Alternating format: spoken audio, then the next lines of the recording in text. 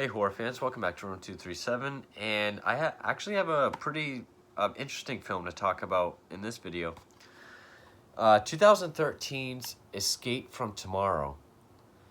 Now, I had heard of this film, but then kind of forgot about it, and then when I saw this at the store I go to, for some reason I thought it was like a documentary about some of the shit that goes on at Disney that's not very pleasant. But instead, it is a independent film. I guess it's considered a surrealist independent film, directed by Randy Moore. I believe it was his directorial debut. Also written by him. That was actually filmed at Disney, but illegally. In fact, there was a huge legal process because Disney was pissed that they filmed this movie without asking. They actually kept it a secret. Like, the way they filmed it was people involved, the scripts were on their phone, and they had a very guerrilla style filming, like with handhelds, so they kind of blended in with everyone else. And there was a big legal battle over whether they were going to be allowed to keep the film and release it. Apparently that did happen. I'll get more into that. Well, I'm not sure how lengthy it was. I mean, it was made for $650,000. It only made $171.9 thousand at the box office. But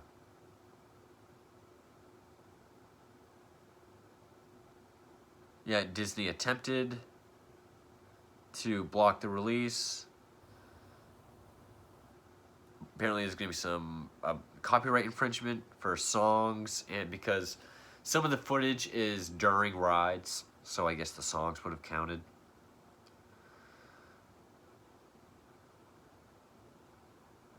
Trademark claim. And someone speculated that Disney would get them for park's term of use. This is actually quite long. I probably should have read this first. Oh, response by Disney. They didn't talk to any reporters. They didn't take any legal action during the festival, but they were aware of it.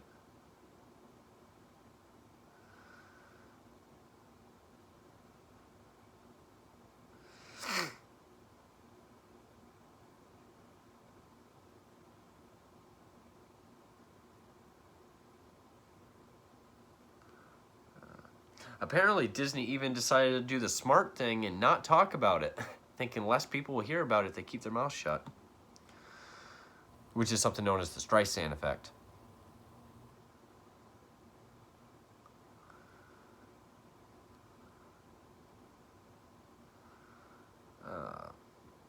Other people that have written about Disney have included this film. So I guess it actually wasn't a huge legal battle, but a lot of people speculated. And Disney wasn't happy with it. But I guess they figured whether they take action or even speak about it, it's just going to make more people want to see it. And I guess they did want to make it so that it could be pirated or seen online.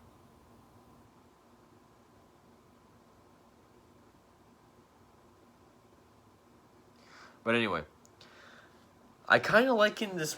I think this movie's supposed to be kind of like an Eraserhead type of surrealist guy going crazy type story.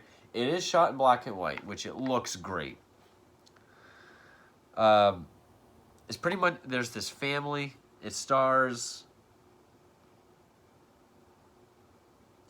Roy Abramson, Elena Schubert, Caitlin Rodriguez, Jack Dalton, Danielle Safdie, Annette Mahendru, and Allison Lee Taylor. Now, the lead guy, Roy Abramson, does a pretty good job. He's with his wife and two kids, young kids. probably 6 and 7 or 5 and 6, both young kids. Elliot the son, Elliot the son, and Sarah the daughter. It's the last day of their vacation, and it opens up with him getting a call from his boss saying he's been fired. And from that point on, he's suffering from delusions and hallucinations, and he's pretty much bogged down. I mean, his kids are always complaining. His wife has got to be one of the worst fucking wives I've seen in a movie in a long time. She is just a nasty person. I know that one part about I hate you and Elliot, you're not even his father, and laughing at him. I know that's a hallucination. Like, they go on a couple rides, which I haven't been to Disney since I was a kid, so I don't even remember what rides they go on. Like, I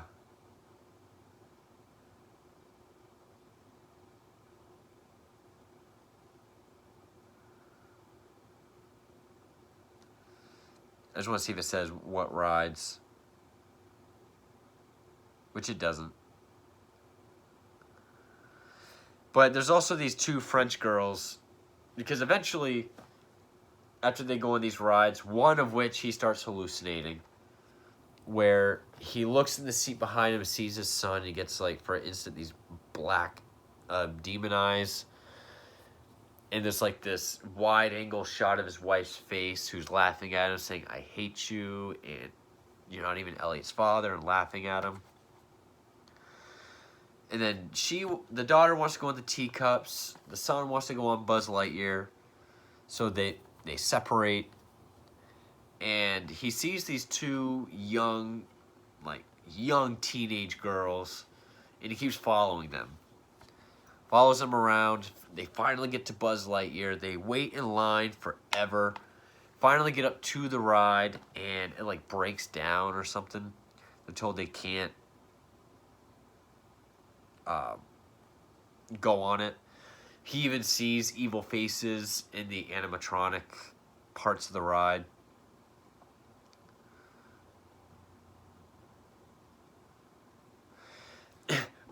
At one point, and some parts do seem kind of out of place, because, like, he sees the girls going to Space Mountain, so he takes the son to Space Mountain.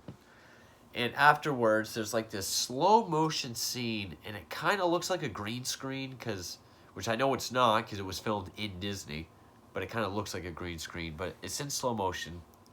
The girls are kind of laughing and skipping and frolicking. And Jim, the dad, is, like, carrying the son, almost as if the son's, like, flying, pretending to fly. And he kind of swoops him over to the trash can where the son just pukes.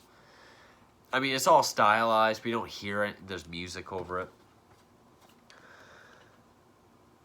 And the son, they're on this other ride. The son even asks why we're following them. And he can't really give an answer. And, of course, when his wife, Emily, played by Elena Schubert, she waits for like an hour at the meeting place where they're supposed to meet up again.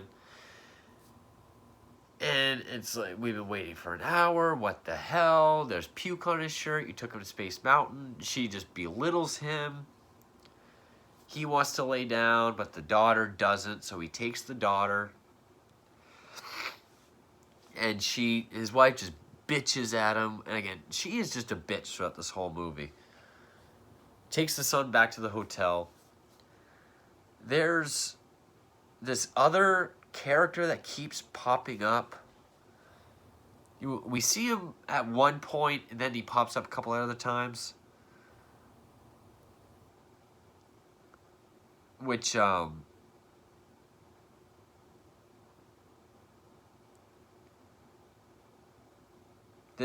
in this one area. The daughter, Sarah, gets ahead of him. So he's looking around for her, and this one kid has bumped into her. She falls and scrapes her knee. And the one kid, the parent, is this wheelchair-bound guy with a neck brace who's just overly happy to the point where it's creepy. So Jim takes her to the nurse, which the nurse talks about princesses and fun, and then when they leave, she starts crying. I don't know if that was like an Eraserhead moment, like the dinner at Eraserhead where it's just odd moments. And then he meets this one woman on a bench who has an amulet. Sarah and this other kid are running around playing. He looks like he's checking out her chest, but he says it's the necklace. Yeah, that's smart. Necklace. I'm trying to mix that and amulet together. He blacks out and he wakes up tied to a bed and she's riding him. Which his wife even asked him at one point, like, did you black out again? So I guess we know he has a history of this. So once the sex is over, he takes Sarah.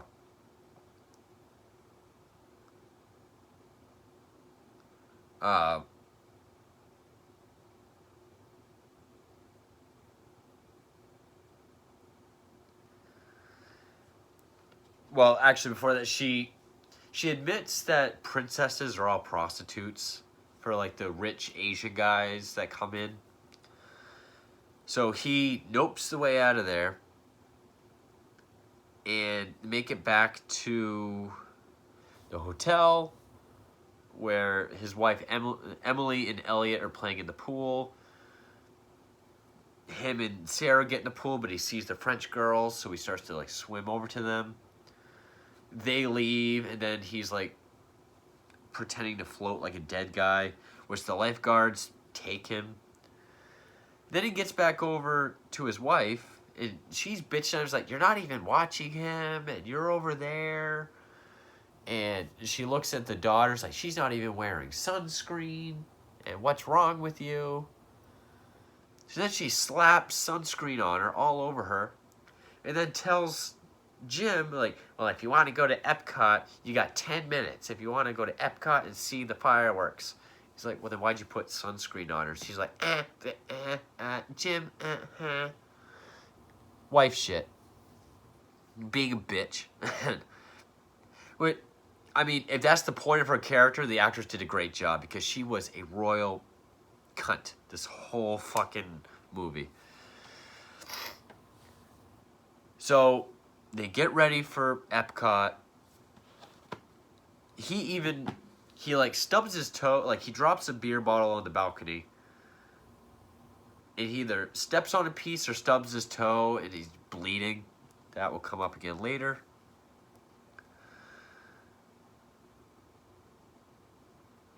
And then they get to Epcot and Jim is just drinking all through Epcot. And then like on this one ride, he just starts puking, of course, embarrassing his wife. She finds a problem with it.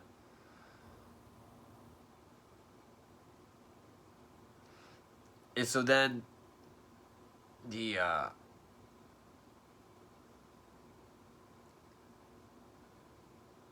French girls are still walking by. Emily catches on and points out like, yes, you're interested in them. What the hell?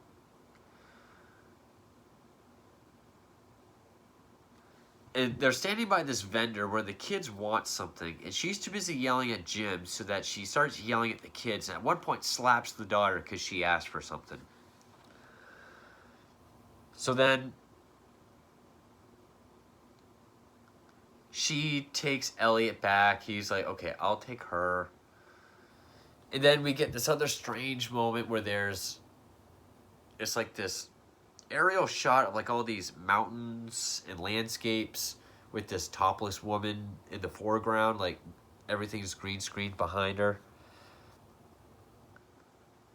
Oh, and while the family was together, he's changing his bloody sock from fucking up his toe, and he sees the wheelchair guy again, and that pisses him off. And then the shit with the kids and the slapping. And then one of the French girls, one with braces, approaches him. He says he can't go with her. She slow motion spits in his face. And then this is when the movie loses me. Because it's been like a nice kind of like, I guess it's been more like Clerks, which is one of my all-time favorite movies. It's in my top 5 favorite comedies of all time, but also just one of my favorite movies. Then Eraserhead. Okay, it's not quite as weird as I expected, but this guy's trying his best, and he's just getting the shit bitched out of him. And it's just like, okay, he's having hallucinations and delusions, so you think he's going crazy. And then this part is kind of where the movie just goes from a guy losing his mind to just being weird for the sake of being weird. Because he's tased by these people that work in the area they're at. And he wakes up in this white room. And he's like, is it like this lab underneath Epcot, the Spaceship Earth area. And he sees, you know, videos of women that he imagined. Then a scientist comes in. And then this is, I mean, 2013, but consider the budget. Little like Sims looking polygons with cheap CGI start like falling around his head. That like puzzle piece fit together, the Spaceship Earth sphere of Epcot around his head. And the scientist like does some scanning to see what the real Jim is. And on the screens, there's like him being dressed with like a different family. So we get the idea that he like resents his family.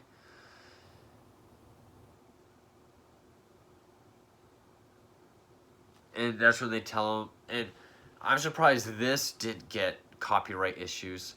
Because they say they're part of the Siemens, not Juicy Siemens, like SIEMENES. Computers, I guess. I've seen trucks going down the road. Siemens company, and he's a experiment of theirs, trying to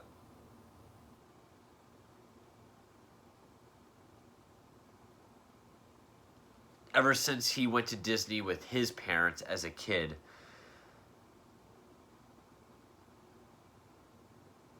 And then we find out that, you know, his boss knows who he is, and he's a Siemens experiment.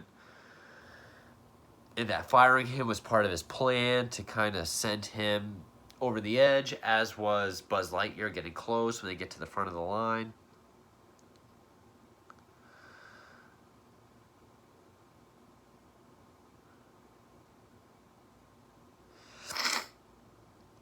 And then they had pretty much taken Elliot just like he had been taken as a kid, so he will eventually become the experiment when he's older. But he's able, and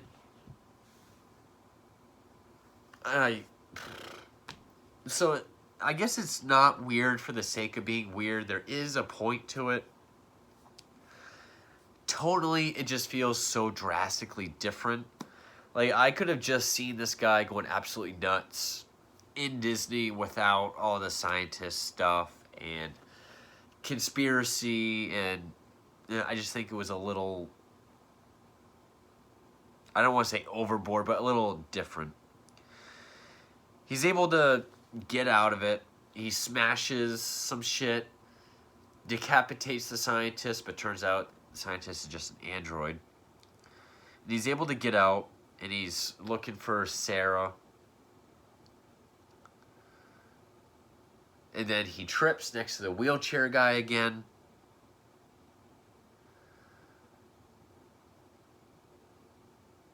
Who then attacks him. He finally attacks the wheelchair guy, but once he realizes he's causing a scene, he leaves.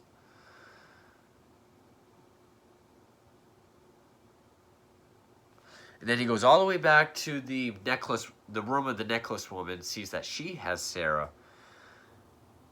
And she's wearing a Snow White costume.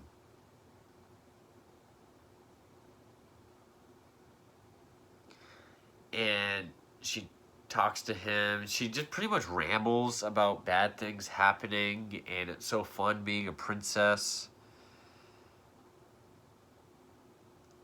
And she hypnotizes him with her amulet again. But Sarah somehow knows what's going on and takes it and breaks it. Yes, I'm reading off this because it's been days since I've seen this too. I've been very busy lately. And so then he takes her and they go back to their room. He puts her to bed. Emily and Elliot are already in bed. And then he just spends the night in the bathroom puking and coughing up hairballs. He knows it's, well, vomiting up blood and hairballs. And he thinks it's some sort of cat flu. And he starts to panic. Elliot comes in to use the bathroom, and Jim begs for his help, but Elliot leaves him in the bathroom.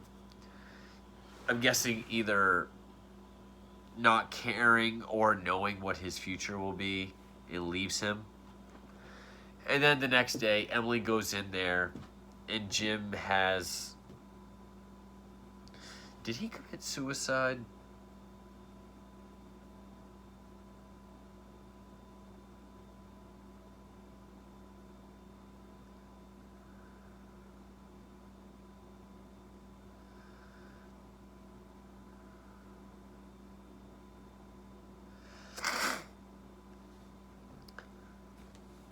Or it's...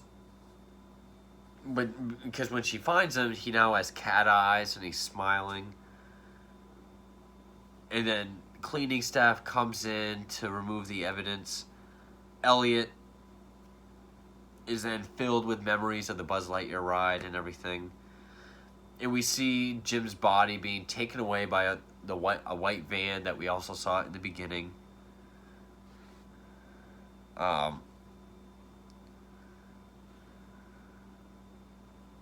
But then we see real Jim, fantasy Jim with his fantasy family leaving.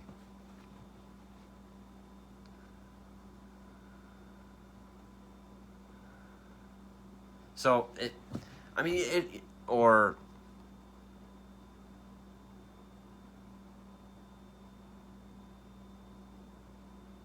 they're coming to check in. So yeah, it's a strange movie. It definitely has its what the fuck moments. Not quite as Eraserheady or enthralling as I thought, but it's definitely interesting. It's enough to want to see what else happens. I do like the performances. Roy Abramson did a really good job. You really do feel for him. Yeah, he's following these teenage girls around, but when you just look at how his kids are, how much of a bitch his wife is, the dude's holding on. He really is. And you get the idea he does have problems. I love the look of the film. I love the black and white. I love the low budget, handheld quality. And it definitely is imaginative. I mean, Eric Kahn from IndieWire says, intensely engaging, phantasmagorical nightmare on par with something Terry Gilliam might have dreamt up.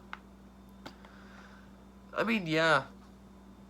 I mean, Terry Gilliam did do Fear and Loathing in Las Vegas, so kind of do something that kind of weird and strange, but put it in Disney and make it about a crazy guy, not someone doing drugs. And yeah, I can see Gilliam kind of doing something like this, which is the biggest compliment that I can give it.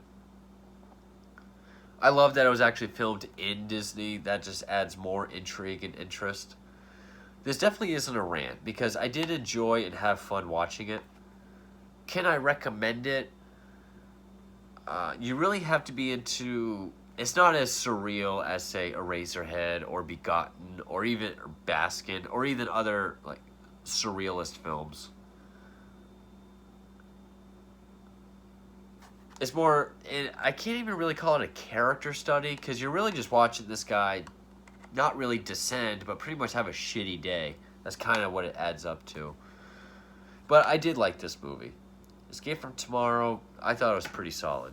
But anyway, thank you for watching.